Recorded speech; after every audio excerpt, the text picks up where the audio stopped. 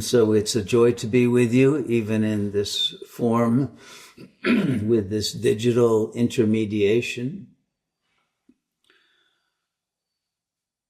But in a certain way, it supports what I think is the theme for this final period of Kali Yuga, which is facing fully our aloneness. Because this is what the ego will not and cannot do, because the ego is born out of the other and is dependent on the desire of the other.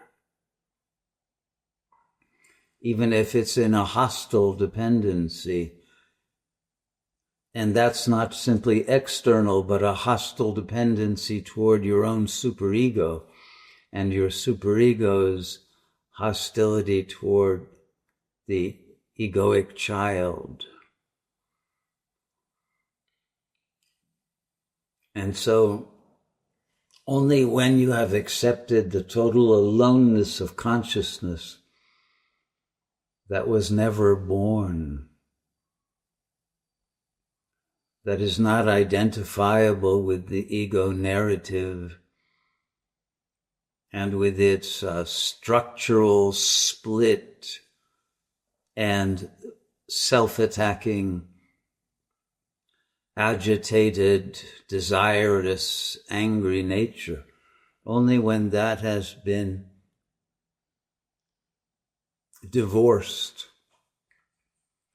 can there be the union of the soul with Shiva Shakti and final liberation into the supreme aloneness of the Absolute Self.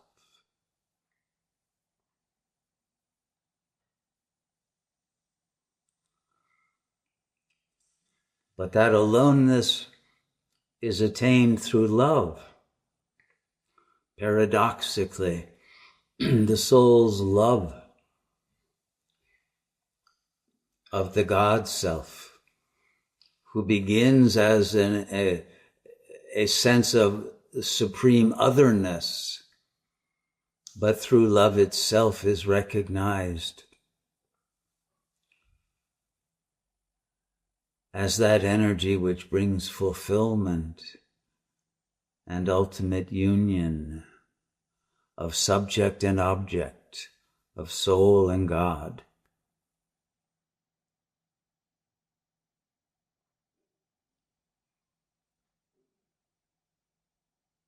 And of freedom from the karma of the character in an unreal, holographic, illusory world that was always only its own magical dream.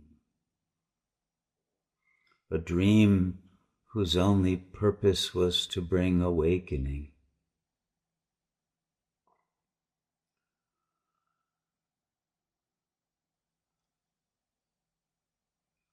And this is the moment in which the motivation for awakening will be reaching the highest levels due to the extreme nature of karma that is unfolding in some way in every life.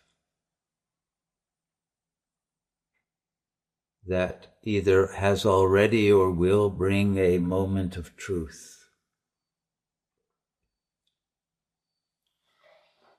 And that moment may be the facing of death or of some other loss that cannot be endured by the ego, that will require a surrender and a taking refuge with God in order to be free of one's own suffering mind. And that is when the realization of the presence of grace will be all important.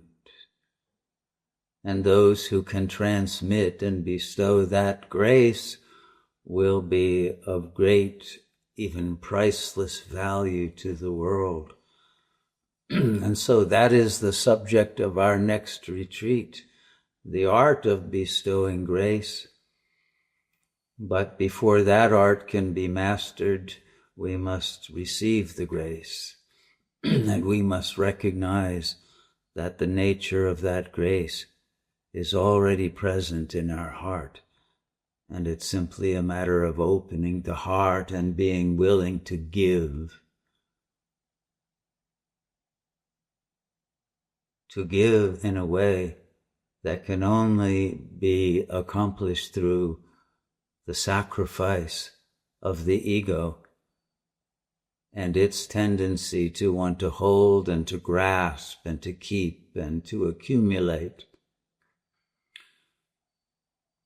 But the soul knows that its function is only to give generously of the love and of the healing power of the presence of that supreme power of the infinite self.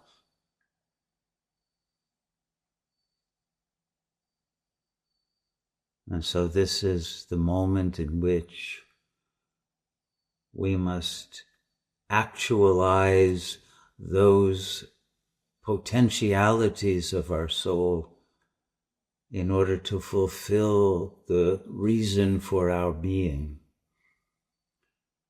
and thus to graduate from this level of the infinite reality.